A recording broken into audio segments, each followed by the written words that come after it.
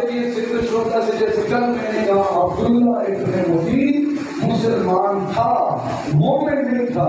اگر مومن ہوتا تو زمانے کے امام کی اتباع کرتا، لیکن اس نے نہیں کیا، زمانے کے امام کے بعد پر لبیک نہیں کہی۔ اب حضرت سید الشہداء امام حسین علیہ السلام سے بات کی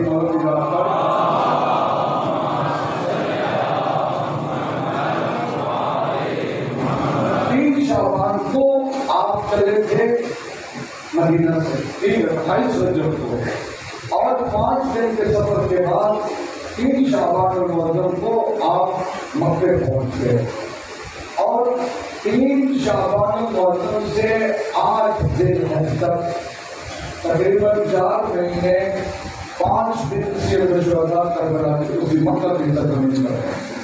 4 مہینے 5 دن جب آپ مکہ میں تشریف لائے تو آپ سے کون کیا گیا، آپ کو عزت اکرام سے پیش آئے گی آپ سے۔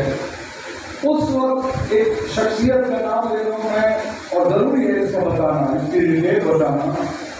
مختلف لوگوں نے سید الشہداء سے ملاقات کی، اور ملاقات کرنے والوں میں ایک شخصیت ہے عبداللہ ابن عمر، انہوں نے سید الشہداء سے ملاقات کی ہے۔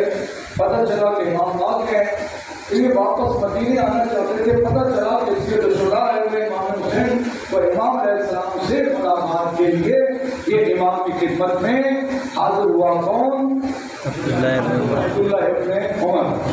میں اب پورے جو تاریخ کے الفاظ ہیں میں وہ اپنی خدمت میں بیان کرتا ہوں۔ یہ آیا عجیب ہے، اور اس کا ریزن بھی میں آگے جا کے بیان کروں گا۔ یہ آیا اور کہا مجھے پتا ہے آپ مدینہ سے کیوں آئے ہیں، میں آپ کو مشورہ دیتا ہوں آپ یزید کی بیعت کر لیں،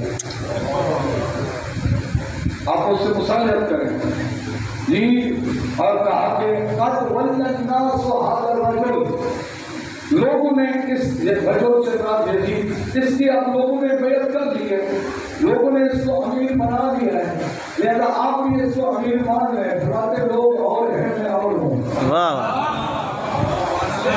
توجہ فرمائیے گا، ایک سوال پڑھیے آواز بلند فرمائیے۔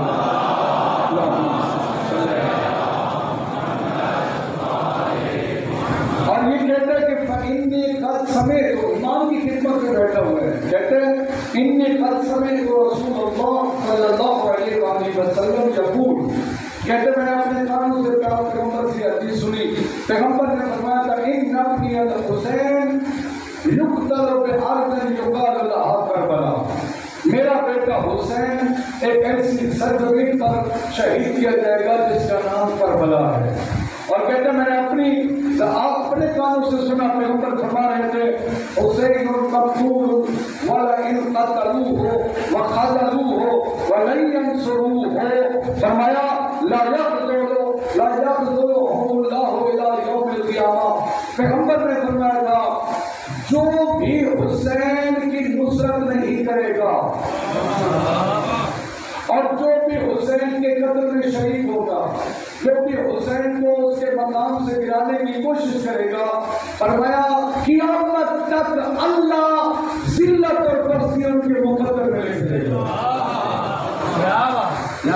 میں ذلت اور پستی ان کا مقدر ہوگی۔ یہ حدیث اس عبداللہ ابن عمر نے سید الشہداء کو سنائی۔